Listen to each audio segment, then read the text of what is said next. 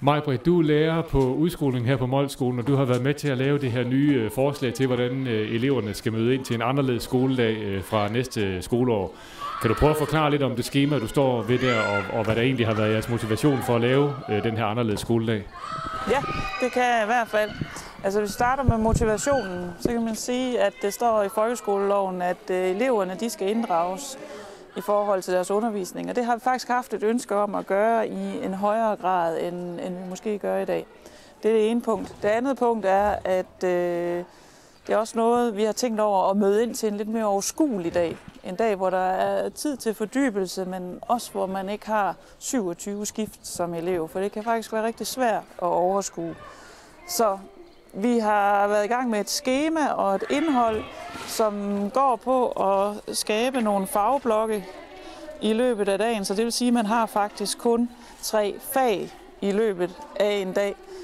Så har vi arbejdet med, at der skal være noget valgfrihed i forhold til noget, at man går ind og arbejder med noget. Og det vil vi gerne have 2 eftermiddage om ugen. Og det handler selvfølgelig om motivation. Det handler om, at man vælger sig ind på noget fagligt, som man selv har valgt, en vinkel man selv har valgt, en linje man selv har valgt.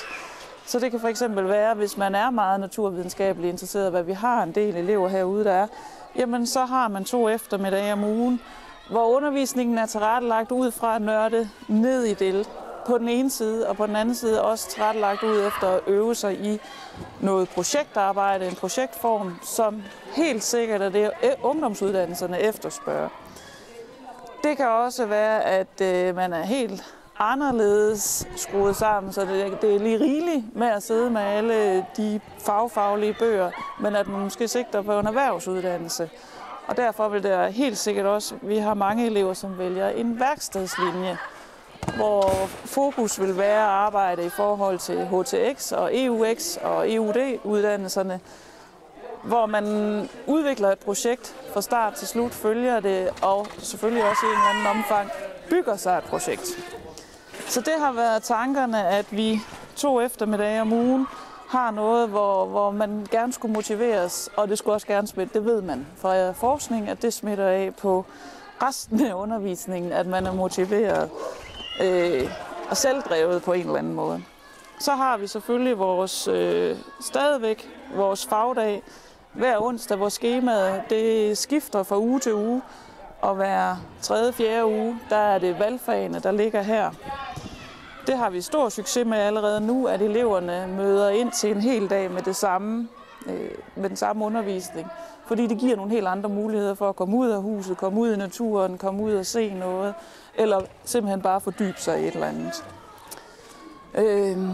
Noget nyt er også, at vi onsdag morgen vil samle hele udskolingen til et foredrag, som vi som lærere på skift står for, og det kan være alt muligt fagligt, som vi nu interesserer os for og nørder ned i. Det kunne være at få gennemgået, hvad er kortfilmsgenren for hele udskolingen, og det kan man sagtens gøre fælles. Også for at skabe et fællesskab klasserne imellem. Ja, så er der noget nyt, at vi også begynder at lave en samlæsning af 7. og 8. klasse, at de faktisk i alle fag møder ind samlet set. Og så kan man holddele ud fra rigtig mange forskellige perspektiver. Vi har allerede nu forsøg med at sammenlæse 2 årgange, og det giver bare nogle muligheder i forhold til at differentiere på alle mulige måder. Lige nu der har vi differentieret i engelsk, forstået på den måde, at dem, som synes, det er nemt at gå ind og sige noget på engelsk, altså som har det nemt ved at tale engelsk, de sidder på et hold. Dem, som synes, det er meget angstprovokerende, sidder på et andet hold. Og det har ikke så meget med nødvendigvis fagligt niveau at gøre, men simpelthen, hvordan har man det med faget. Det kunne være en måde. En anden måde kunne også være, at man kan have nogle store hold, og så kan der være nogen, der har brug for at sidde på nogle meget, meget små hold. Så det glæder vi os meget til at forsøge at køre 2 årgange. Vi har god succes med årgangsundervisning allerede nu, hvor vi altid går ind 2 lærere på en årgang og har hele årgangen sammen. Fordi det giver simpelthen nogle meget større muligheder, end når man kun har 1 klasse og 1 lærer. Og nu har I jo så lavet altså den model, som du lige har præsenteret nu her. Jeg ved, at I på et tidspunkt sidste år også havde jeres elever med indenover. Har I nogen idé om, hvorvidt jeres elever rent faktisk synes, at det her er en bedre måde at gå i skole på?